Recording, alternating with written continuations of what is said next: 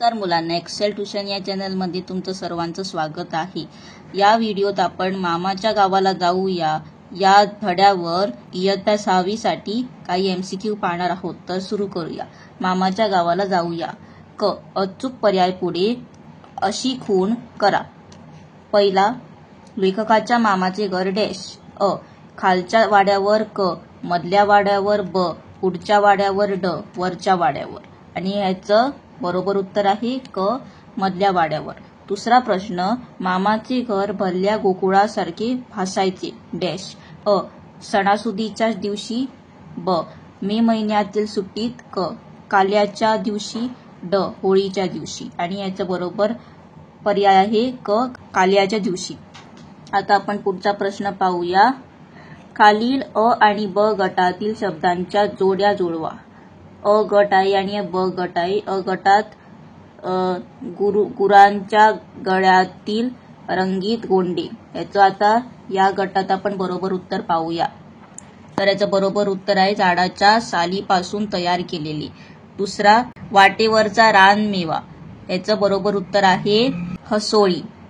तिसरा, काला, याचा बरोबर उत्तर आहे अ दशावतारी नाटक। चौथा, पिठकोळी, याचं बरोबर उत्तर आहे लाल चुटूक फूल। आता आपण प्रश्न उत्तर पाहूया।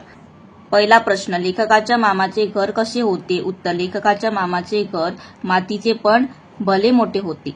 प्रश्न दुसरा, लेखकाने सांगितलेल्या आजोळच्या आठवणीतील कोणतीही एक आठवण तुमच्या शब्दात लिहा। उत्तर, नागपंचमीच्या सणाला जेव्हा लेखक त्यांच्या आजोळी नागपंचमी साजरी करण्यासाठी जायचे त्यावेळी 4-5 चुलीवरच्या पातोळ्या खाऊनच ते घरी परतत असत। प्रश्न तिसरा, रात्री राजा दिवसा डोक्यावर बोजा असे गमतीने कोणाला आणि का म्हटले जात असे?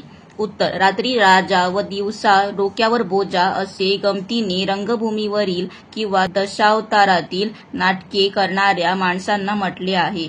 कारण पूर्वी रात्री नाटकात राजा होणाऱ्या माणसाला आपले सामान डोकीवर घेऊन दुसऱ्या दिवशी दुसऱ्या गावात पायी जावे लागत असे। चौथा प्रश्न, त्या काळी लेखकाची आजी प्रत्यक्ष पैसे न देता खरेदी व्यवहार कसा करीत असे?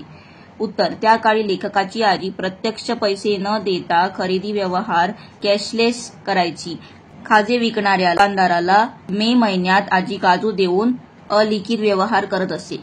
धन्यवाद।